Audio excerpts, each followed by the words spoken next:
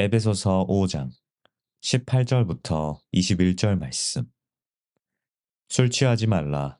이는 방탕한 것이니 오직 성령으로 충만함을 받으라. 시와 찬송과 신령한 노래들로 서로 화답하며 너희의 마음으로 주께 노래하며 찬송하며 범사에 우리 주 예수 그리스도의 이름으로 항상 아버지 하나님께 감사하며 그리스도를 경외함으로 피차 복종하라. 좋은 날입니다. 성령님께서 오늘도 여러분들의 심령 가운데 큰 은혜와 평강으로 함께하여 주시기를 주님의 이름으로 축복합니다. 오늘은 성령론 6번째 시간으로 성령 세례와 성령 충만의 원리에 대해서 은혜를 나눠보기로 원합니다. 종종 우리가 다른 성도분들을 만날 때 이런 인사들을 할 때가 있습니다. 성령 충만하세요. 혹은 성령 충만을 위해서 기도하겠습니다. 혹은 성령 충만 꼭 받아야 됩니다. 뭐 이런 이야기들을 서로 할 때가 있죠. 그런데 혹시 여러분 이런 생각 또 질문 해보신 적이 없으신가요? 내가 이미 예수님을 믿고 구원 받았는데 근데 그 성령 충만이라고 하는 건 뭘 말하는 것이지? 또 왜 그 성령 충만을 받아야 되는 것이지? 이런 질문들 아마 해보셨을 것 같습니다. 그래서 오늘 저는 여러분들과 함께 이 성령 충만이란 무엇인지, 또 이 성령 충만은 왜 받아야 되는 것인지, 또 어떻게 받는 것인지에 대한 부분들을 함께 성경을 통해서 찾아보기로 원합니다. 자, 그런데요. 먼저 들어가기 전에 생각해 봐야 될 주제가 한 가지가 있습니다. 그게 뭐냐면 성령 세례라고 하는 것입니다. 질문 한번 해볼까요? 여러분 성령 세례 받으셨습니까? 이런 질문들을 종종 우리가 받을 때가 있고 또 그것에 대해서 성령 세례가 뭐지? 라고 이야기할 때 알 것도 같은데 근데 이게 딱 떨어지게 뭐다? 라고 이야기하기 힘든 그런 모습들을 볼 때가 있습니다. 자, 그래요. 그래서 오늘 저는 여러분들과 함께 이 성령 세례가 무엇인지 한번 먼저 살펴보고 그 다음에 성령 충만에 대해서 한번 이야기를 나눠보기로 원합니다. 여러분 우리가 예수님을 믿을 때 예수님께서 행하신 사역을 크게 예수님의 사역을 두 개로 한번 이렇게 나눠본다면 이렇게 이야기할 수 있습니다. 하나는 죄사함의 사역입니다. 우리의 죄를 사해 주시는 그것이 예수님이 하신 사역 가운데 가장 중요하고 첫 번째 사역입니다. 그런데 또한 예수님이 하신 두 번째 사역이 무엇이냐라고 이야기하면 그것은 바로 우리에게 성령을 주신 사역입니다. 예수님은 예수님의 사역을 두 개로 나누면 하나는 죄사함의 사역이요, 두 번째는 성령을 우리 가운데 선물로 주신 것이다 라는 것이죠. 구약 성경에도 보면 그것이 예언되어져 있고 또한 신약 성경에도 그것이 성취되어져 있는 것이 나타나 있는데 한번 말씀 본문을 찾아보도록 하죠. 에스겔서 36장 25절 그리고 27절 말씀을 읽어보면 이런 기록들이 나와 있습니다. 제가 읽어보겠습니다. 맑은 물로 너희에게 뿌려서 너희로 정결하게 하되. 예수님이 하신 사역에 대해서 이야기하는데 지금 여기에서 뭐라고 이야기하냐면 우리의 죄를 깨끗하게 씻는 죄사함을 예수님께서 행하실 것이다 라고 그렇게 이야기하고 있고 또한 두 번째는 27절에 또 내 신을 너희 속에 두어 너희로 내 율례를 행하게 하리니, 그러니까 성령을 우리에게 주실 것이다 라는 것을 이야기하고 있다라는 것이죠. 자, 우리가 중생하였을 때, 혹은 거듭났을 때, 혹은 우리가 예수님을 믿음으로 말미암아 우리가 회개하였을 때 다 같은 그런 이야기다. 크게 봤을 때 같은 이야기다라고 이야기하는데 그때 우리에게 일어나는 일이 무엇이냐라고 이야기할 때 첫 번째는 우리의 죄를 주님이 사해 주시는 일이 벌어지고 두 번째는 우리에게 성령을 선물로 주시는 일이 일어나게 된다라는 것이죠. 자, 그것에 대해서 또한 베드로가 이렇게 이야기를 하였습니다. 사도행전 2장 38절 말씀인데요. 너희가 회개하여 각각 예수 그리스도의 이름으로 세례를 받고 죄사함을 얻으라. 그리하면 성령을 선물로 받으리니. 여기도 똑같은 이야기를 하고 있죠. 예수님의 이름으로 세례를 받으면, 너희가 회개하면, 그로 말미암아 예수님의 이름으로 너희가 세례를 받게 되어지면 너희에게 일어나는 두 가지 일이 벌어지는데 하나는 주님이 우리의 죄를 사해 주실 것이고 두 번째는 성령을 우리에게 선물로 주실 것이다 라는 것을 이야기하고 있다는 것입니다. 자, 이것처럼 우리가 예수님을 믿었다라고 이야기하면 예수님 믿은 사람 모두는 성령으로 세례를 받은 것입니다. 여러분, 우리가 예수님을 믿는 순간 우리의 삶 가운데에는 성령님이 우리 안에 내주하여 사시게 됩니다.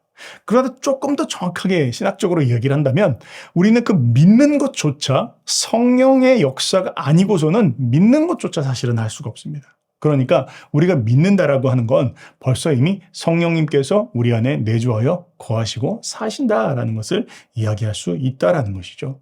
여러분, 그렇기 때문에 우리가 성령이 아니고서는 그 누구도 예수를 주라고 고백할 수가 없고, 성령이 아니고서는 그 누구도 하나님을 아바 아버지라고 부를 수가 없다라고 이야기하는 것을 살펴볼 때, 우리가 예수님을 믿는 순간 예수님을 믿는 모든 사람들에게는 이미 성령의 세례가 주어진 것이다 라고 이야기하는 것이 성경적으로 맞는 해석이다 라는 것입니다. 자, 그래서 성령 세례는 무엇입니까? 라고 만약 정의한다면 성령 세례는 예수 그리스도를 믿을 때 죄사함과 함께 받는 성령의 선물입니다. 예수님을 믿는 순간 죄사함을 받습니다. 그리고 뿐만 아니라 그때 성령으로 세례를 받게 되어집니다. 이것이 성경적인 정의다라고 그렇게 이야기할 수 있습니다. 자, 그런데요, 여러분, 우리가 안타까운 일이 있습니다. 그게 뭐냐면 우리가 예수님을 믿고 예수님을 통해서 죄사함 받는다라는 것은 너무나 잘 알고 있어요. 그런데 성령께서 이제 우리 안에 내주하여 사신다. 그리고 성령을 우리에게 선물로 주셨다라는 것에 대해서는 우리가 잘 눈여겨보지 않고 또 생각하지 않을 수가 있다라는 것입니다. 종종 그런 경우들이 많이 있죠. 마치 반쪽짜리 신앙생활을 하는 것처럼 어떤 경우는 성령에 대해서 이야기하면 그 이단 아니에요? 뭐 이런 생각들을 하시는 분들이 있는 것들을 보게 되어집니다. 여러분, 그런데요, 성령께서 우리 가운데서 역사하시지 않으면요, 우리의 신앙은 완전히 박살이 나집니다. 이렇게 한번 생각해 볼까요? 여러분, 성령이 아니고서는 우리가 예수님을 믿을 수 자체가 없고요. 성령이 아니고서는 성경을 아무리 펴서 읽으려고 해도 성경의 말씀이 전혀 깨달아지지 않고요. 성령이 아니고서는 우리가 기도하고 싶어도 기도 자체가 되어지지 않습니다. 성령이 없으면 우리가 능력 있는 신앙생활을 하고 싶지만 그러나 신앙생활 자체가 세워지지 않는다라는 것이죠. 이렇게 성령의 역사가 중요함에도 불구하고 우리는 성령께서 우리 삶 가운데서 행하시는 일들, 또 그 성령으로 충만한 것들, 이것에 대해서 간과하고 소홀히 생각할 때가 있다라는 것입니다. 자, 그래서 여기서 한번 짚어 넘어가 봅시다. 성령 세례는 그럼 무엇이고 성령 충만은 무엇입니까? 라고 이야기할 때 성령 세례는 방금 제가 말씀드린 것처럼 예수님을 믿는 순간 자동적으로 우리 가운데 주어지는 것입니다. 그래서 예수님을 믿는다라는 건 당연히 이제 성령께서 우리 안에 내주하여 사신다라는 것을 이야기해요. 자, 반면에 그러면 성령 충만은 무엇입니까? 라고 이야기할 때 예수님을 믿는 순간 성령께서 우리 가운데 내주하여 사시는 것을 성령 세례라고 이야기한다면 성령 충만은 사모하는 자들에게 주어지는 것이다 라고 그렇게 이야기할 수 있습니다. 그러니까 이렇게 한번 표현해 볼게요. 성경은요, 성령 세례를 너희가 받아야 된다, 받아라, 구해라 이렇게 이야기하지 않고 성령으로 세례를 받게 되어질 것이다 그렇게 이야기를 하고 있어요. 그러나 반면에 성령 충만에 대해서 이야기할 때에는 너희가 성령으로 충만하여라, 성령 충만을 구해라 이렇게 이야기하고 있다는 것이죠. 하나는 수동적으로 받는 것이고 또 다른 한 가지는 우리가 능동적으로 구해야 된다는 것이죠. 그러니까 여러분, 우리가 이런 착각들을 때로는 할 때가 있습니다. 나 이미 예수님 믿을 때 성령 세례 받았지. 예수님 믿을 때 이미 성령님이 우리 안에 내주하여 살고 계시지. 요 정도로 머물러서 신앙생활을 하는 경우들이 있다라는 것이에요. 그러니까 우리가 능력 있게 신앙생활을 하지 못하고 영적으로 깨어있지를 못하고 영적인 분별력들이 상실되어지고 또 영적으로 힘이 없고 무기력해지고 이런 일들이 왜 벌어집니까? 예수님 믿는 순간 성령님이 이미 우리 안에 내주하여 살고 계셔 정도로만 인식하고 그냥 신앙생활을 하고 있기 때문이에요. 그런데 분명히 우리에게 기억해야 될 것이 있습니다. 그건 뭐냐면 성경은 우리에게 너희가 성령으로 충만해야 된다. 성령 충만을 구해야 된다. 성령 충만을 사모해라. 그렇게 이야기하고 있다는 거예요. 맞습니다. 성령 충만은요, 사모하는 자들에게 구해지게 되고요. 성령 충만을 사모해야 성령 충만이 임하는 거예요. 그냥 나 예수님 믿는 순간 받은 걸로 멈춰서는 안 된다라는 것이죠. 그것을 성경은 이야기하고 있다는 것입니다. 때문에 성령 세례는 우리가 구원받는 순간 구원과 관련해서 주어지는 것이다 라면 성령 충만은 구원받은 이후에 능력 있는 우리의 삶과 사역을 위해서 반드시 구해야 되는 것이다 라고 그렇게 이야기할 수 있다는 것이죠. 여러분, 능력 있는 삶을 살기를 원하십니까? 승리하는 삶을 살기를 원하십니까? 그렇다면 성령 충만을 구하시기 바랍니다. 자, 그럼 한번 이제 살펴봅시다.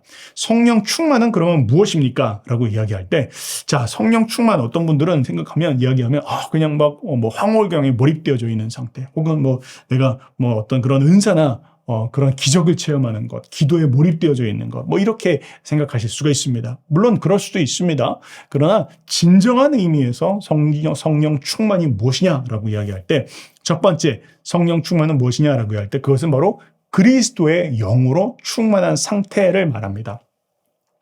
여러분, 성령은 어떤 것이죠? 성령은 그리스도의 영입니다.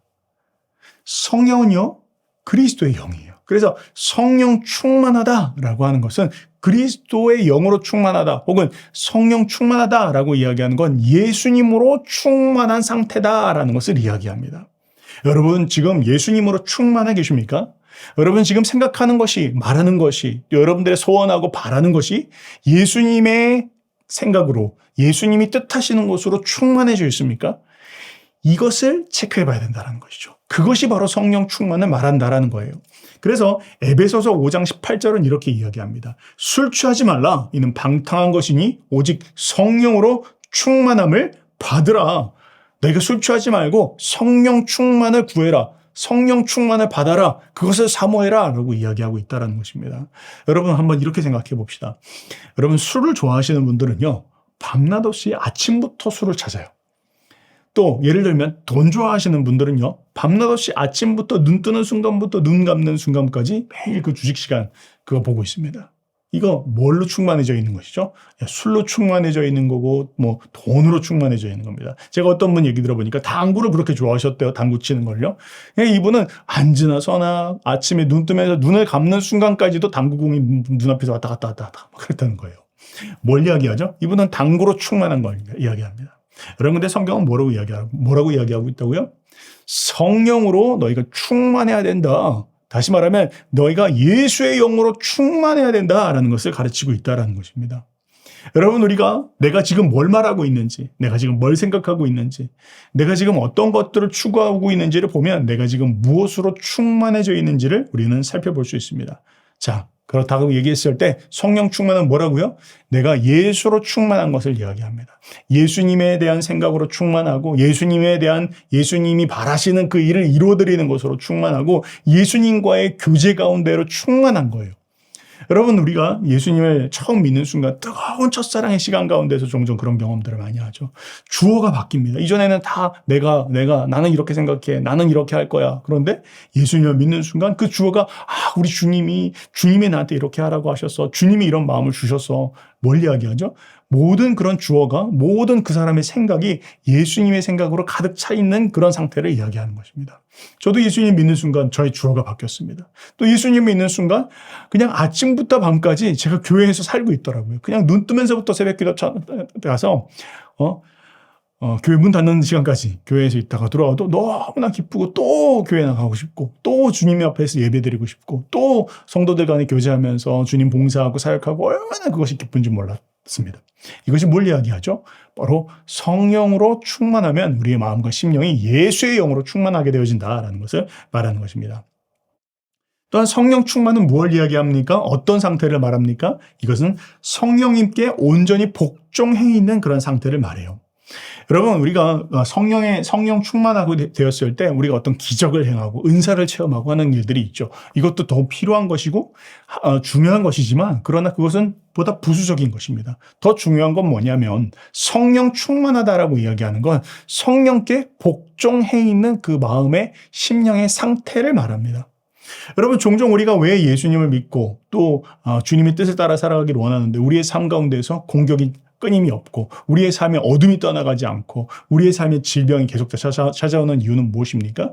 그것은 모든 것들이 다 그런 건 물론 아니지만 많은 경우에 있어서 우리가 성령의 충만함 가운데, 다시 말하면 성령의 그 다스림 가운데 순종하지 않기 때문이에요. 성령께서 우리 가운데 주시는 그 마음의 감동에 순종하고 복종하고 따르고 있지 않기 때문입니다. 이미 거듭났어요. 성령님께서 우리 안에 내주하여 살고 계세요. 그러나 그럼에도 불구하고 여전히 내 고집, 내 편견, 나의 주장, 나의 경험, 이것들을 버리지 않고 살아가고 있을 때 점점 성령이 소멸되어진다는 것입니다. 만약 나의 주장이 강한 상태로 살아가고 있다면 내가 바라는 일들, 원하는 거 성취해야 되겠다. 이것 가운데에서 우리의 삶이 계속 나아가고 있다면 성령 충만 바랄 수가 없다라는 것이죠. 성령 충만은요, 성령님께서 나에게 무엇을 바라시는지 그 성령의 바라심과 원하심에 내 심령이 순종하고 복종해 있는 상태를 말하는 것입니다. 그러면 어떻게 될까요? 성령의 생각이 온전히 나의 영혼을 붙잡게 됩니다. 나의 감정, 나의 의지, 또 나의 결정, 이 모든 것들이 하나님의 말씀과 일치해서 그분의 뜻 앞에 부드럽게 순종하는 그 심령의 상태에 있는 것. 그것이 성령 충만을 이야기하는 것이죠. 자, 세 번째 성령 충만은 어떤 상태를 이야기합니까? 그것은 바로 성령님과 함께 친밀하게 교제하는 상태를 말합니다. 요한계시록 3장 20절의 말씀은 이렇게 기록되어 있습니다. 볼지어다 내가 문 밖에 서서 두드리노니 누구든지 내 음성을 듣고 문을 열면 내가 그에게로 들어가 그와 더불어 먹고 그는 나와 더불어 먹으리라. 그렇게 이야기하고 있습니다. 뭘 이야기합니까? 하나님은요, 저와 여러분들이 그 하나님과의 교제 가운데로 들어가기를 기뻐하십니다. 그것을 바라세요. 우리를 초대하고 계십니다. 우리를 늘 교제 가운데로 인도해 주기를 원하세요. 그냥 주종 관계로서 너 이거 해. 그리고 뭐 이거 안 하면 내가 벌 줄 거야. 그런 관계가 아니라 하나님께서는 우리 가운데에서 성령으로 내주하고 계시고 그리고 그 성령님께서 우리와 함께 깊은 그 은혜의 교제의 자리 가운데로 나가기를 기뻐하신다. 때문에 성령 충만한 상태는 무엇입니까? 성령님과의 그 친밀한 교제를 즐기고 있다, 누리고 있다. 그 상황을 점검해 보면 내가 지금 성령 충만하구나 혹은 그렇지 못하구나라는 것들을 분별해서 볼 수 있다라는 것이죠. 자, 그러면 성령 충만을 받아야 되는 그 이유, 목적은 무엇인지 한번 살펴봅시다. 자, 첫 번째 이야기할 때 그것은 바로 그리스도를 온전히 닮아가도록 하기 위함입니다. 방금 말씀드렸던 것처럼 성령은 그리스도의 영입니다. 우리 가운데 성령님께서 내주하신 이유는 바로 우리가 그리스도를 더욱더 닮아가고 빚어가고 우리의 성품도 또 우리의 생각도 이 모든 것들이 그리스도를 닮아가도록 주신 것이 바로 성령님이십니다. 그래서 에베소서 4장 13절 말씀에 이렇게 기록되어 있어요. 우리가 다 하나님의 아들을 믿는 것과 아는 일에 하나가 되어 온전한 사람을 이루어 그리스도의 장성한 분량이 충만한 데까지 이르리니, 그러니까 그리스도를 닮은 그 장성한 분량에 이르기까지 우리를 닮아가게 하시고 빚어가시고 온전케 하시는 일들, 그것이 성령님께서 우리 안에 거하시면서 행하시는 일이다라는 것이죠. 성령 충만을 받아야 되는 이유는 우리가 그것이 우리의 삶의 궁극적인 목표가 되어지기 때문입니다. 그 다음 두 번째, 성령 충만을 받아야 되는 이유는 무엇입니까? 정결함과 거룩함을 받도록 하기 위함이에요. 여러분, 성령님께서 우리 가운데 거하실 때 성령님은 종종 불같은 성령으로 임하십니다. 그건 뭘 이야기하죠? 우리의 죄와 우리의 더러운 것과 우리의 불순한 것을 불처럼 태우신다라는 거예요. 종종 우리는 우리의 힘과 능력으로 죄와 싸우기가 너무 힘들 때가 있어요.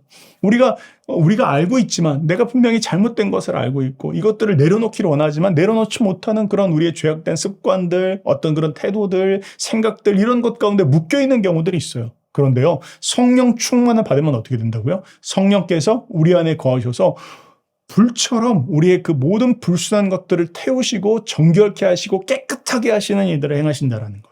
성령 충만을 받으면 우리는 정결해집니다. 성령 충만을 받으면 그때 우리가 거룩함 가운데로 나갈 수 있습니다. 그러니까 우리가 성령 충만을 사모하고 구해야 된다는 것이죠. 또한 성령 충만을 받아야 되는 세 번째 이유는 무엇이냐라고 이야기할 때 증인된 능력을 받도록 하기 위함입니다. 하나님의 나라의 확장을 위해서 성령 충만을 받고 난 후 성령 충만은 우리 가운데 전도의 능력을 주세요. 선교의 능력을 주세요. 치유의 능력을 주세요. 또한 위대한 증인으로서의 능력을 주세요. 바로 그것이 성령 충만을 우리 가운데 주신 이유이죠. 사도행전 1장 8절 우리가 너무 잘 알고 있는 말씀이죠. 오직 성령이 너에게 임하시면 너희가 권능을 받고 예루살렘과 온 유대와 사마리아와 땅끝까지 이르러 내 증인이 되리라. 뭐라고요? 성령님께서 우리 가운데 임하시면 능력이 주어지게 되는데 그 능력으로 말미암아 우리가 그리스도의 증인으로서 살아갈 수 있는 그런 능력이 주어지게 된다라는 것을 말씀하고 있다라는 것이죠. 때문에 우리가 성령 충만 받지 않으면 여러분 우리 신앙생활 불가능합니다. 성령 충만 받지 않으면 우리가 늘 무기력한 신앙생활을 할 수밖에 없고요. 죄와 또 모든 그 유혹을 이길 수 있는 힘도 없고요. 사단과 마귀의 그 공격을 이겨낼 수 있는 능도 없게 된다라는 거예요. 그래서 성령 충만 받는 거 이거 너무 중요합니다. 한번 여러분 이렇게 한번 생각해 봅시다. 여러분 자동차가 있어요. 근데 자동차가 진짜 좋고 엄청 비싼 자동차입니다. 그런데요, 그 비싼 자동차라고 할지라도 만약 기름을 넣지 않는다면 어떻게 될까요? 네, 그냥 늘 주차장에 서 있게 되겠죠.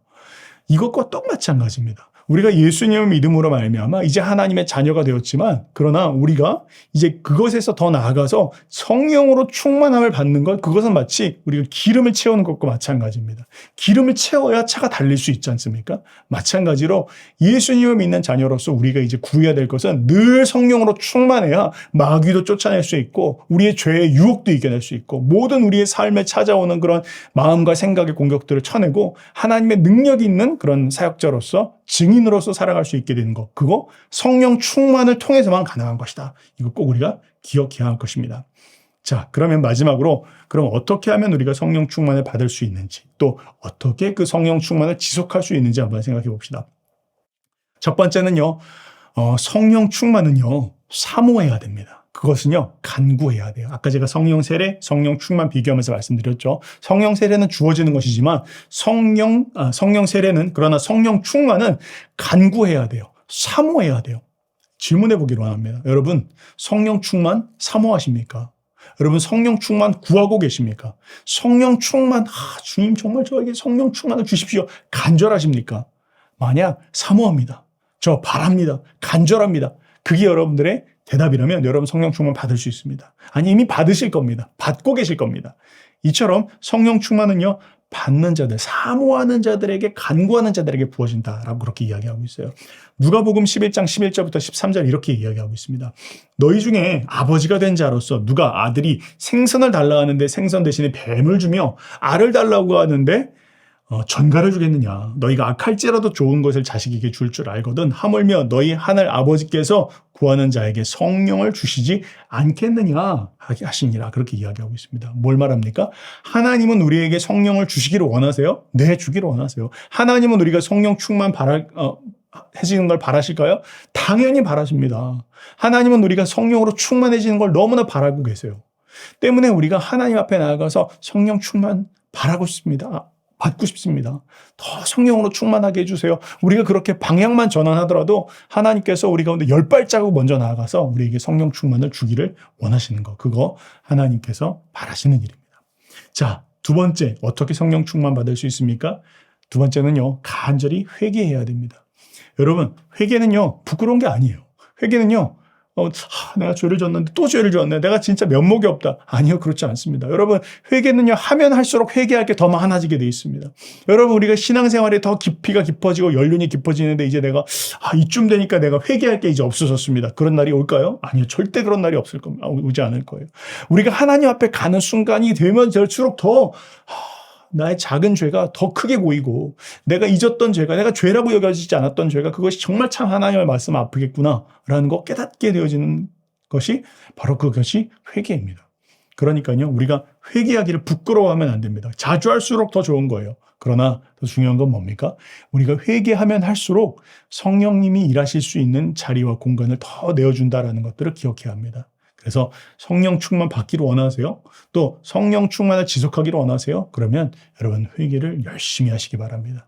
내 마음 가운데 혹시 하나님의 마음을 꺼리끼게 한 죄는 없는지, 내가 붙잡고 있는 것은 없는지, 하나님 앞에 온전히 돌이키지 않은 죄악은 없는지 회개하면서 나갈 때 하나님께서 우리를 더욱더 성령으로 충만케 해주실 것입니다. 그 다음 마지막으로 어떻게 성령 충만 받을 수 있습니까? 또 어떻게 성령 충만을 지속할 수 있습니까? 라고 이야기한다면 여러분 꼭 기억하시기 바랍니다. 세 번째는 은혜의 방편을 언제나 늘 가깝게 해야 합니다. 은혜의 방편을 가깝게 해야 된다. 가까이 해야 된다. 그 말은 뭘까요? 하나님이 우리에게 은혜를 내려주시는 수단이 있어요. 하나님은요, 그냥 우리에게 띵 하고 주시는 것이 아니라 언제나 어떤 수단이라는 것들을 통해서 우리 가운데 은혜를 주시거든요. 그게 뭘까요?